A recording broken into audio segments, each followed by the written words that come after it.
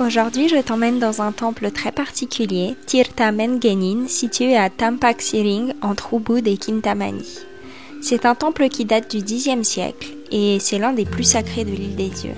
Les Balinais viennent y célébrer les rituels de purification, qu'on prénomme ici Melukat, en se plongeant dans des bassins d'eau sacrée.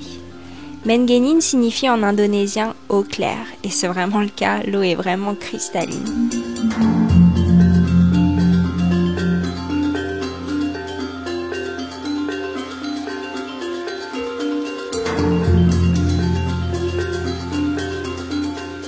Le site est situé près de Gunung Kawi, la vallée des rois, un endroit vraiment magnifique où j'ai déjà filmé une vidéo. Et Tirtha Empul, beaucoup plus connu et touristique. On y avait été la dernière fois qu'on était à Bali. Mais je trouve que Pura Mengenin, c'est vraiment une excellente alternative. C'est beaucoup plus calme, il y a beaucoup moins de monde et c'est tout aussi beau.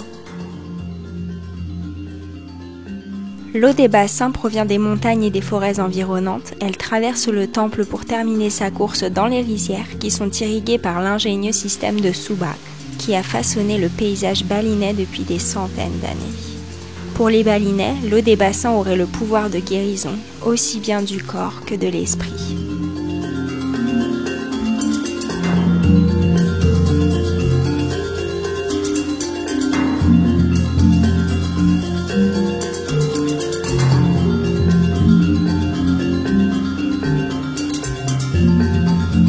Alors comment se déroule la cérémonie de purification Melukat?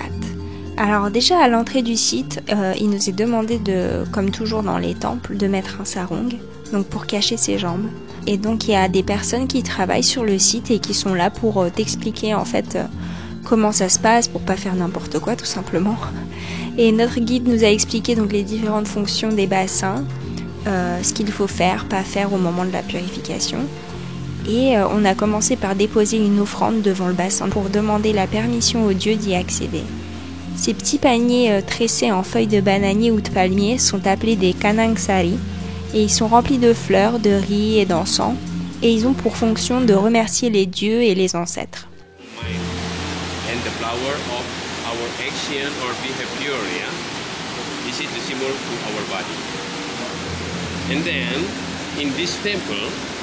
This offering later we are shown to the god and then we are put here to inputs to get the power of knowledge.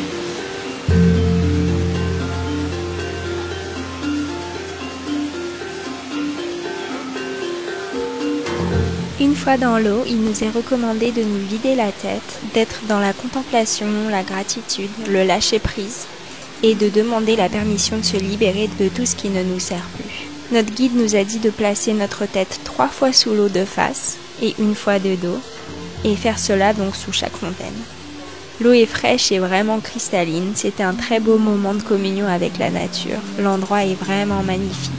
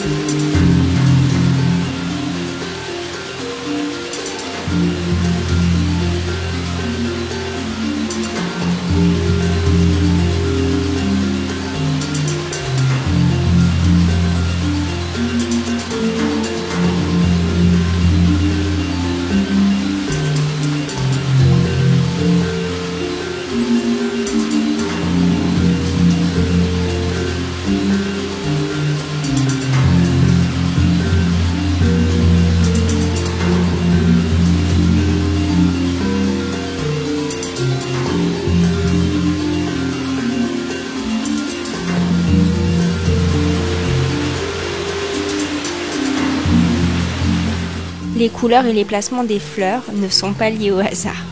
Dans les règles de l'art, il faut que les fleurs blanches soient déposées vers l'est. Elles représentent le dieu Isvara, qui signifie le soi suprême, le seigneur ou bien le roi. Les fleurs rouges sont situées vers le sud. Elles représentent Brahma, le dieu créateur. Les fleurs jaunes vers l'ouest représentent Mahadeva, qui signifie le grand dieu.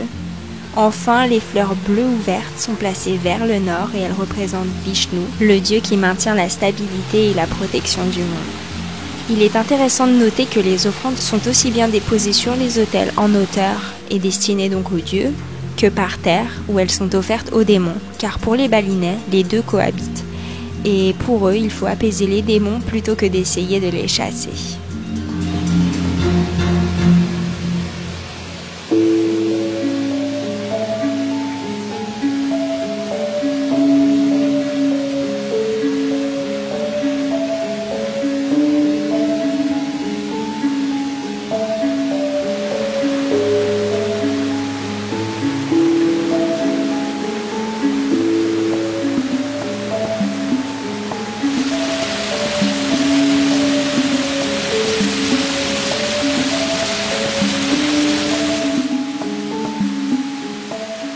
En plus des bassins d'eau sacrés, il y a en hauteur le temple avec les différents merus, ces tours qui ressemblent à des pagodes et qui sont toujours composées d'un nombre impair d'étages.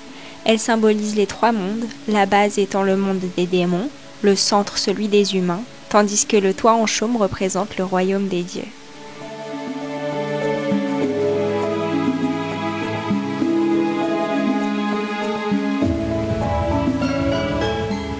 Après avoir monté de nombreuses marches, on arrive enfin au sommet où la vue sur la jungle est encore plus magnifique.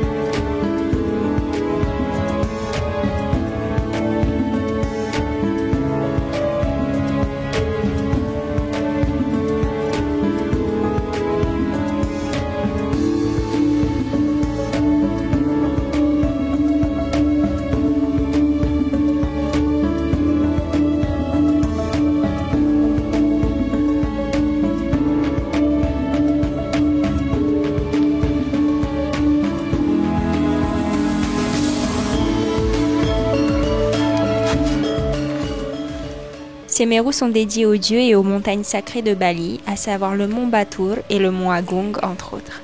Ce temple est dédié à la trinité hindoue, Shiva, Vishnu et Brahma, comme c'est souvent le cas ici.